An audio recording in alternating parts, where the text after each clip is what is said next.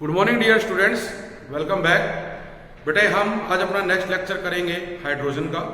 कल इस लेक्चर में जो बताया गया था आपको, जो हाइड्रोजन है उसकी इंट्रोडक्शन, रिजेम्बलेंस की थी हाइड्रोजन की एल्कली मेटल्स के साथ और हैलोजेंस के साथ। आज हम करेंगे डिफरेंस बिटवीन, जो हमारे पास बेटा क्या है, alkali metal and halogens.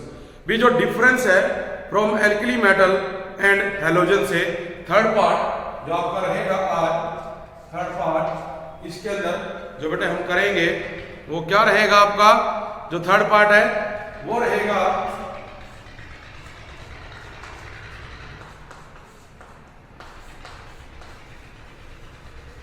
Difference from alkali metals and halogens. ये हमारा थर्ड पॉइंट है जिसमें हमने ये देखना है भी जो हाइड्रोजन है वो एल्कली मेटल्स और हाइड्रोजन से किस प्रकार से डिफरेंट होता है। तो देखो बेटा, जैसे कि आप लोगों ने देखा भी, hydrogen differs from both halogen and alkali metal, दोनों से क्या है, डिफर है बेटे, डिफरेंस शो करता है। तो इसके लिए देखो क्या आएगा नंबर वन भी, हाइड्रोजन जो है बेटा एक तो कंपेरेटिवली लेस इलेक्ट्रो पॉजिटिव है देन एल्कली मेटल्स। भी जो एल्कली मेटल्स हैं उनके कंपैरिजन में हाइड्रोजन लेस इलेक्ट्रो पॉजिटिव होता है and less electronegative than halogens. हम क्या लिख सकते हैं फर्स्ट पॉइंट में, hydrogen is less electropositive and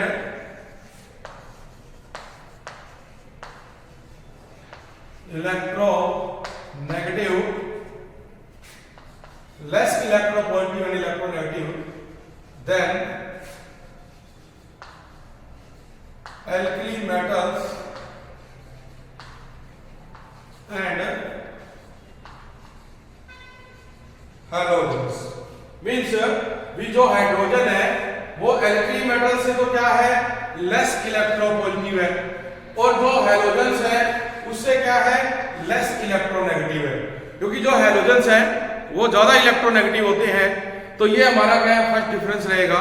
second point हम क्या पढ़ते हैं भी, unlike halogens and alkali metal, भी जो हैलोजेंस और एल्कली मेटल्स हैं उनके कंपैरिजन में जो हाइड्रोजन है वो कंटेन करता है only one proton in its nucleus and only one electron in the extra nuclear part. ठीक है, हम क्या कह रहे हैं भी, जो अपने पास बेटे कह रहे हैं दूसरे पॉइंट में आप पढ़ोगे भी, अनलाइक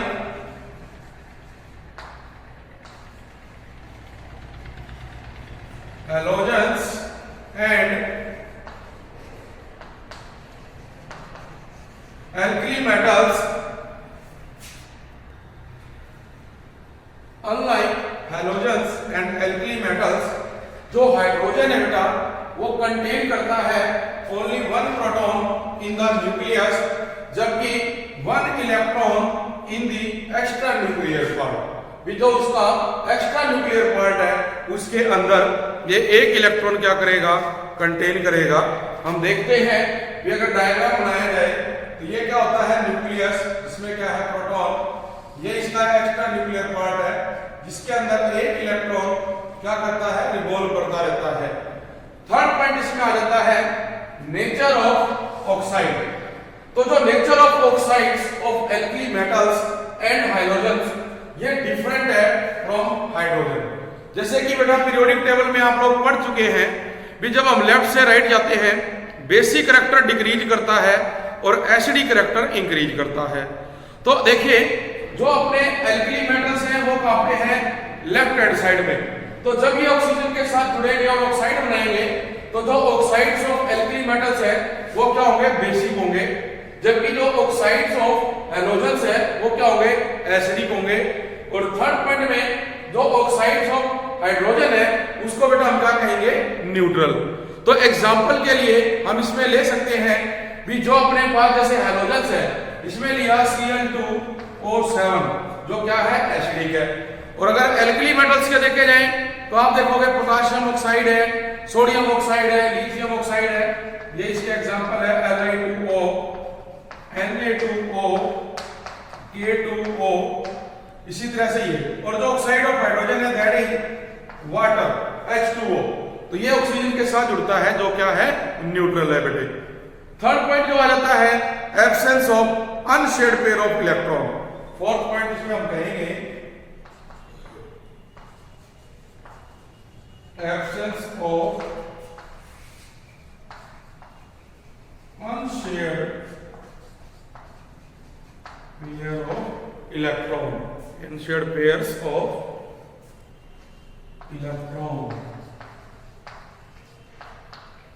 मतलब भी यहां पर अनपेयर्ड इलेक्ट्रॉन प्रेजेंट है नहीं होते हैं, मतलब कि कोई भी इलेक्ट्रॉन यहाँ पे जो है अनपेयर्ड नहीं होगा, एब्सेंस होंगे, क्योंकि ये कोवलेंटली बॉन्डेड होते हैं एक दूसरे के साथ। तो देखें भी जो हाइड्रोजन एटम है in hydrogen molecule do not possess any unshared pair of electron, whereas जबकि जो ईच हैलोजन है और जो बेटे अपने पास एल्कली मेटल है उसके अंदर ऐसा होता है।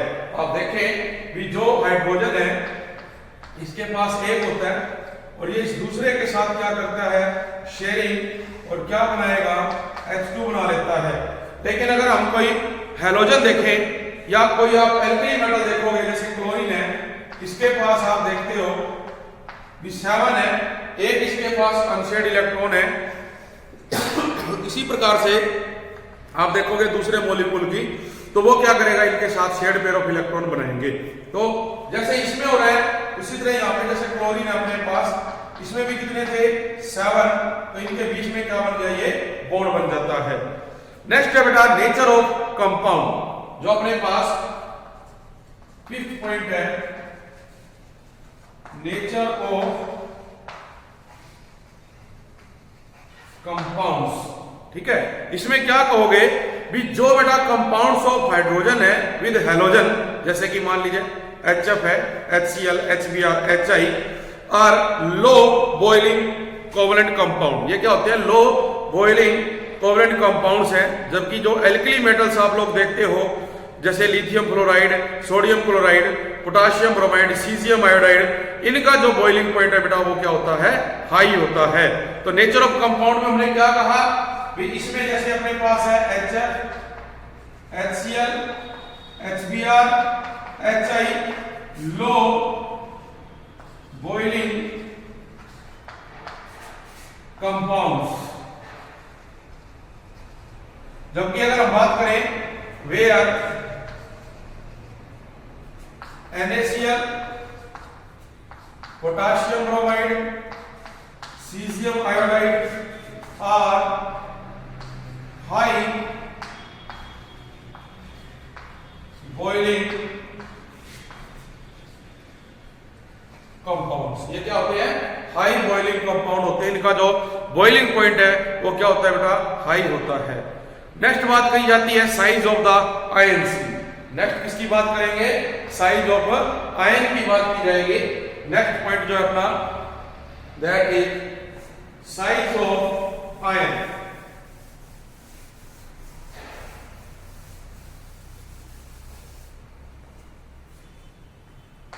सिक्स पॉइंट है साइज ऑफ आयंस। जो साइज ऑफ आयंस है तो इसमें देखिए बेटा जो size of H plus ion है वो इक्वलेंट होता है अप्रोक्सीमेट 1.5 10⁻³ pm के। जो साइज ऑफ आयन है H प्लस जो है इसका ये इक्वलेंट माना जाता है 1.5 × 10⁻³ पिकोमीटर के। ठीक है, जो कि मच स्मॉलर है than those of alkali metal. जो एल्कली मेटल्स होते हैं उनके साइज से बहुत ज्यादा छोटा है जो हमारे पास, जिसका साइज होता है 72 टू बेटा 180 पिकोमीटर। ठीक है, ये क्या है this is small as compared to alkali metal cation that is 72 to 180 picometer। ठीक ठीक है जी, ये साइज ऑफ द आयन की बात कर रहे हैं। बट जो size of H minus ion है, जो H माइनस आयन है उसका साइज 208 पिकोमीटर है, जो हम कह सकते हैं अभी मच लार्जर होता है than that of the halide, where हम क्या कहेंगे कि जो H माइनस है, H minus 1 is larger size as compare to halide ions, इसके कंपैरिजन में जो हैलाइड आयंस होते हैं। ठीक है जी, तो ये हमारे पास क्या रहेगा, साइज ऑफ द आयन रहेगा। फिर अगर बात की जाए स्ट्रक्चर ऑफ हाइड्रेट्स की, तो आप देखें भी जो 7 पॉइंट आप कर सकते हो, इसमें 7 पॉइंट है स्ट्रक्चर ऑफ हाइड्रेट्स। तो जो स्ट्रक्चर ऑफ हाइड्रेट्स है बेटा, इसमें कहा जाता है भी ये वेरी स्मॉल है साइज में, H plus does not exist freely. तो जब बेटा इसका साइज क्या है, स्मॉल है, तो ये फ्रीली जो है एग्जिस्ट नहीं करेगा and is always associated with other molecule. तो ये दूसरे जो मॉलिक्यूल्स है उनके साथ एसोसिएट करेगा। फॉर एग्जांपल जो H प्लस है वो एग्जिस्ट करता है in aqueous solution as a hydrated proton having the formula H9O4 plus in which 4 water molecule और टेट्राहेड्रली अरेंज्ड, इसमें 4 वाटर मॉलिक्यूल अरेंज होते हैं, जबकि it is generally written as H3O plus और कॉल्ड हाइड्रोनियम आयन। ठीक है, मतलब ये बेटे भी हम इसको ये कहें भी किसी भी आप एसिड के अंदर देखो, जो अपने कहते हैं भी वाटर को हम क्या करेंगे, एसिड में नहीं डालेंगे, हमेशा एसिड क्या है वाटर में डालते हैं। तो आप देखते हो भी जो HCl है जब वाटर के अंदर डालेंगे तो ऑक्सीजन पे क्या है, लोन पेयर है, ये +1 है, ये -1 है, तो ये हाइड्रोजन यहां से लोन पेयर ले लेगा और किसमें कन्वर्ट हो जाएगा, H3O प्लस के अंदर, और ये कंपाउंड फॉर्मेशन हमारे पास है। तो जो वाटर है वो कंबाइंड स्टेट में मिलेगा हमारे को। तो जैसे एग्जांपल हम लेते हैं लिथियम हेक्साहाइड्रेट कटायन का, तो लिथियम के अंदर भी बेटा यही है, जो लिथियम लिया Li इसमें हमने क्या प्लस चार्ज ले रखा है, तो इसमें इस प्रकार से आप देखेंगे भी ये जो वाटर है उसके साथ कंबाइन करेगा और हाइड्रोनियम आयन की फॉर्म में पाया जाता है। तो जितने भी हैलाइड आयन हैं also exist in aqueous solution is hydrated but their structure as not well established. तो दैट्स व्हाई हम ये कहेंगे they are usually represented as X minus, इनको हम रिप्रेजेंट करते हैं X माइनस की फॉर्म में।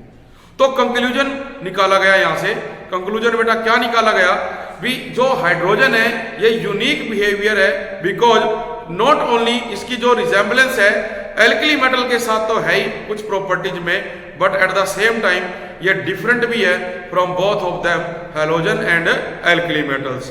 तो इसलिए जो पोजीशन ऑफ हाइड्रोजन है in the periodic table is anomalous और कंट्रोवर्शियल, इसलिए इसकी जो पोजीशन थी वो क्या थी, कंट्रोवर्शियल थी, इसीलिए जो है इसको एक रफ एलिमेंट जो है नाम भी दिया जाता है। तो ये इसके बारे में था।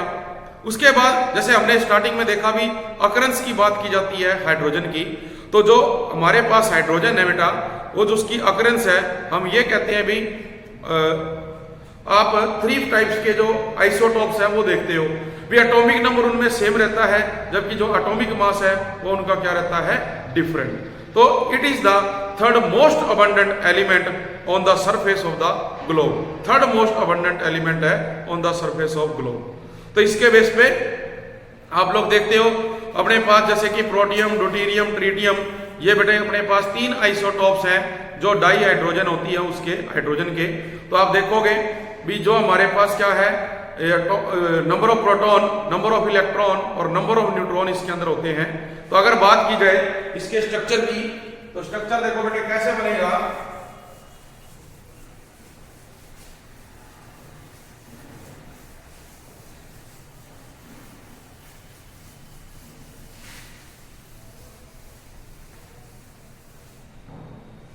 स्ट्रक्चर देखिए जैसे बेटा अपने पास है 1H1, 1H2 और ये क्या है 1H3। ठीक है, अपने को पता है बेटे आपने याद रखना है भी जो नंबर ऑफ प्रोटॉन्स हैं वो इक्वल होते हैं नंबर ऑफ इलेक्ट्रॉन्स के, इक्वल टू एटॉमिक नंबर, भी ये एटॉमिक नंबर के बराबर होता है। तो हम देख रहे हैं अभी इन तीनों केस में जो एटॉमिक नंबर है वो 1 है। तो जब एटॉमिक नंबर 1 है इसका मतलब नंबर ऑफ प्रोटॉन भी 1 है, इलेक्ट्रॉन भी 1 है और एटॉमिक नंबर भी 1 है। अगर हमें फाइंड करना हो भी न्यूट्रॉन्स कितने हैं, तो आप देखो फार्मूला लगाओगे, mass number is equal to number of protons plus number of neutrons. तो आपके सामने है भी इसका देखो मास कितना है 1, नंबर ऑफ प्रोटॉन 1, न्यूट्रॉन्स निकालने आपने, नंबर ऑफ न्यूट्रॉन्स। तो कितने होंगे बेटे, ये उधर जाएगा 1 - 1 0। इट मींस इस केस में जो न्यूट्रॉन है, न्यूट्रॉन वो क्या है 0, क्या रहेगा 0 रहेगा। फिर आप सेकंड केस में जाते हैं तो यहां मास नंबर है 2, नंबर ऑफ प्रोटॉन 1, ये बेटा अपने पास नंबर ऑफ न्यूट्रॉन।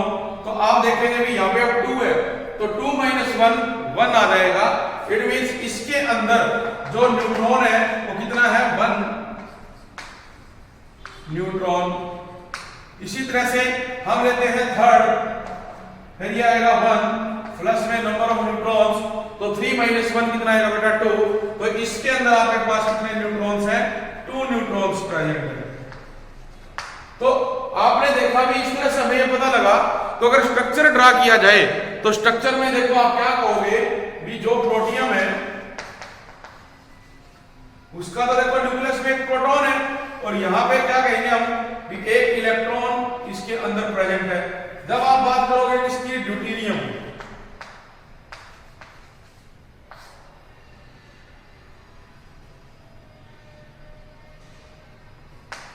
तो यहां देखो ये हमारा एक्स्ट्रा न्यूक्लियर पार्ट है, ये अपना न्यूक्लियस है, इसमें बेटे एक प्रोटॉन है और एक न्यूट्रॉन है और यहां पर क्या है इलेक्ट्रॉन। इसी प्रकार से जब आप बात करोगे ट्रिटियम, ये एक्स्ट्रा न्यूक्लियर पार्ट है, यहां माइनस आ गया, ये आपका न्यूक्लियस, इसमें क्या है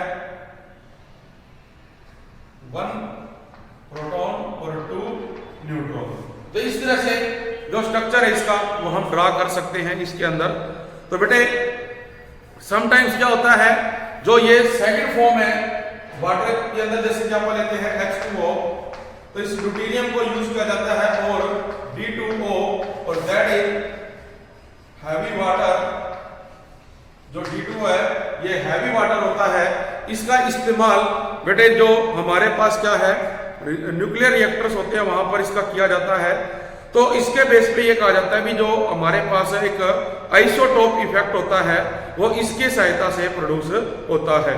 तो अलग अलग जो प्रॉपर्टीज है वो सारी दी गई हैं। इसी तरह ट्रिटियम का यूज भी किया जाता है।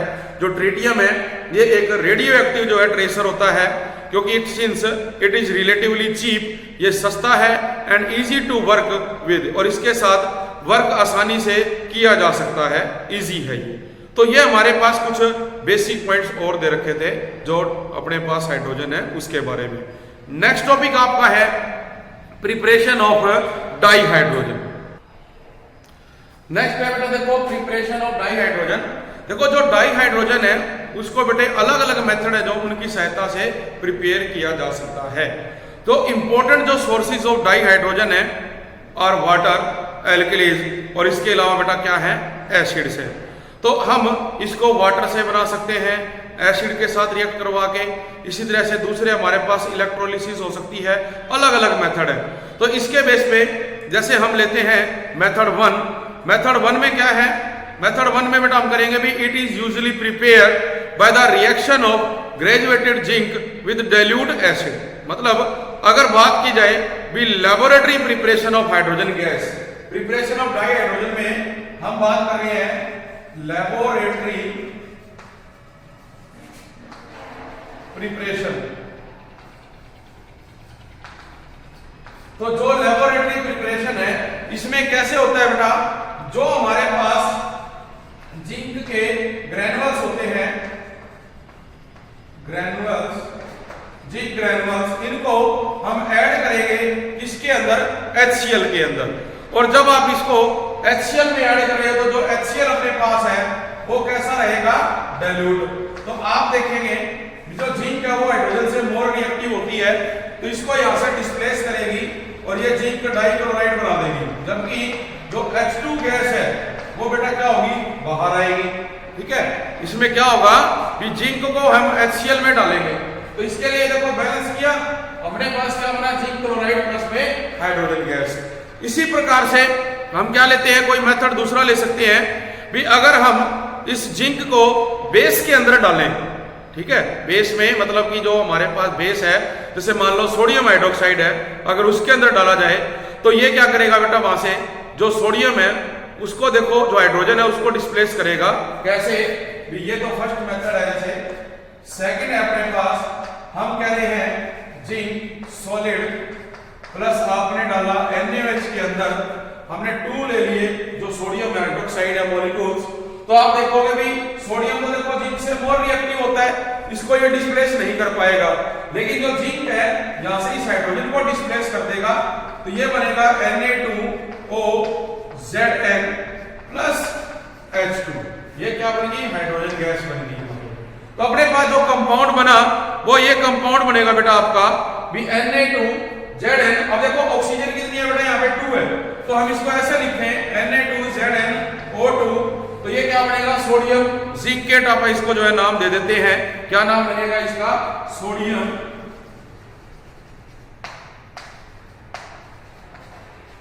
जिंकेट। तो ये हमारे पास जो है मेथड रहे 2, जिसके सहायता से हम इसको प्रिपेयर करते हैं। इसके अलावा और भी जो है बहुत सारे मेथड है, जैसे कि ये तो लेबोरेटरी है, अगर हमें कमर्शियल प्रिपरेशन करनी हो हाइड्रोजन गैस की, क्या कहते हैं हम,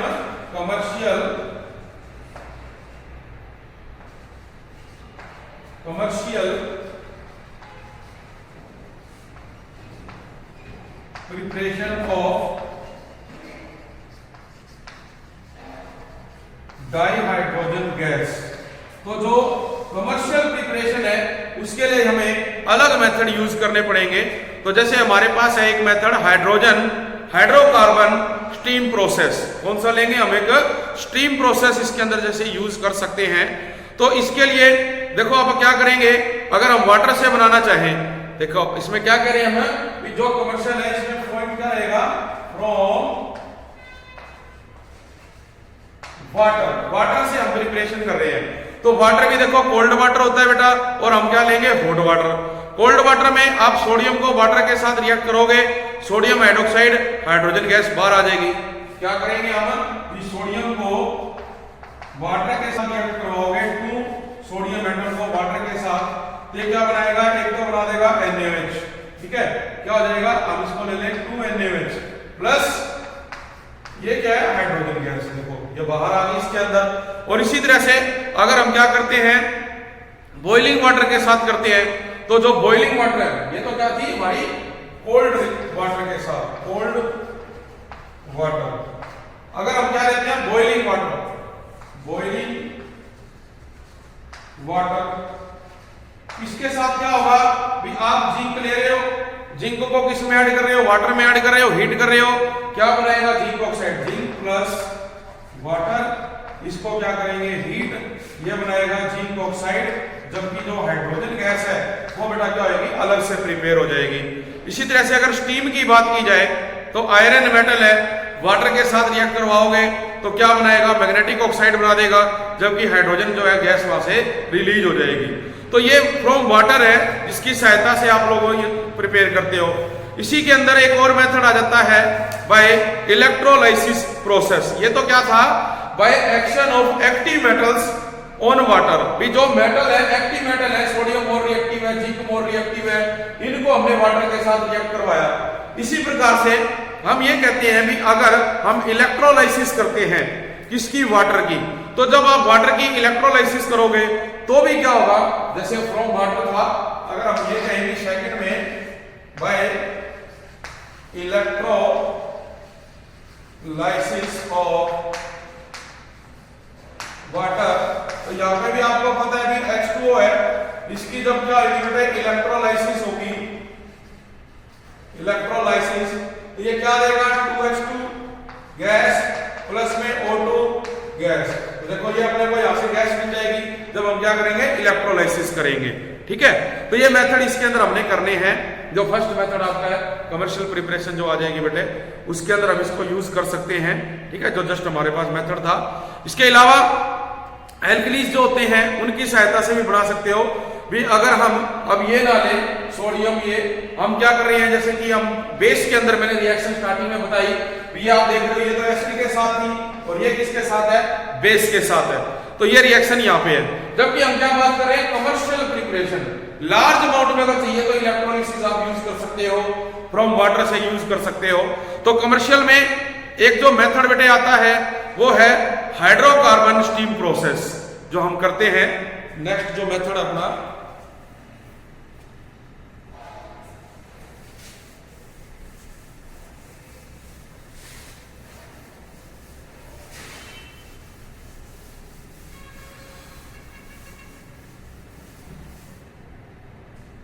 कमर्शियल में देखो रहेगा हाइड्रोकार्बन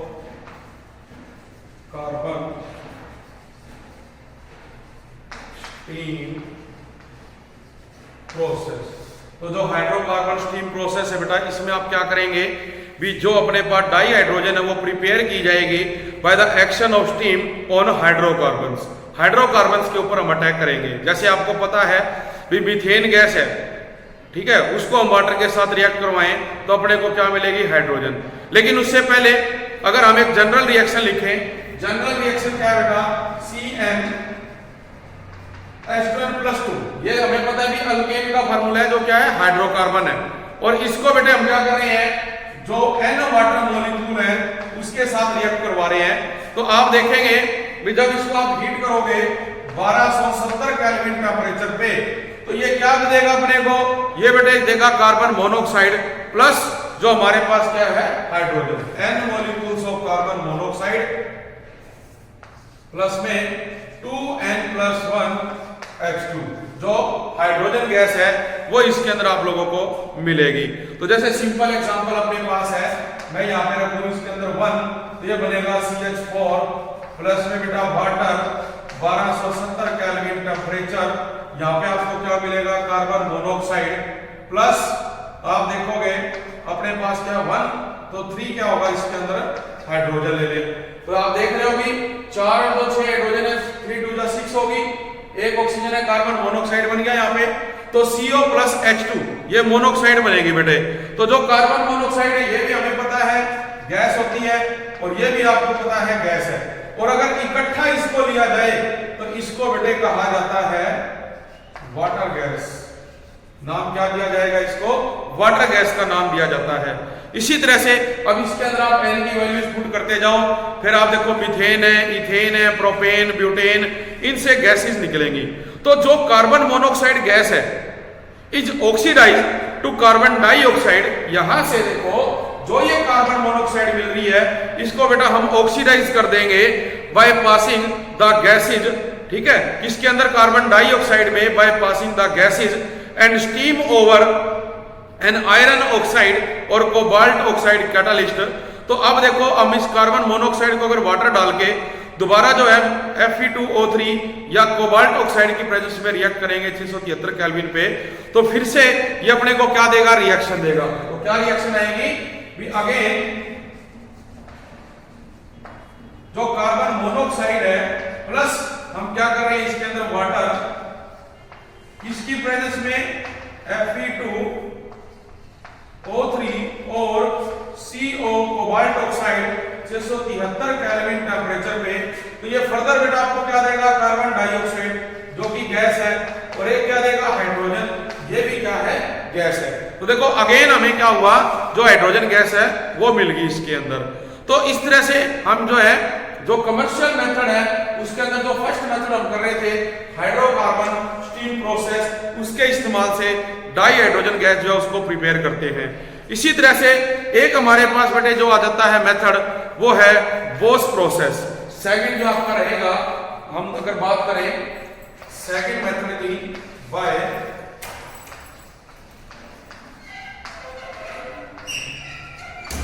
बोस प्रोसेस, तो इस प्रोसेस में भी देखो क्या होता है जो डाई हाइड्रोजन है बेटा is prepared by passing steam over red hot Coke. जो कोयले को जला के लाल कर रखा है उसके अंदर से हम क्या कर रहे हैं, स्टीम पास कर रहे हैं एट 1270 केल्विन टेम्परेचर पे।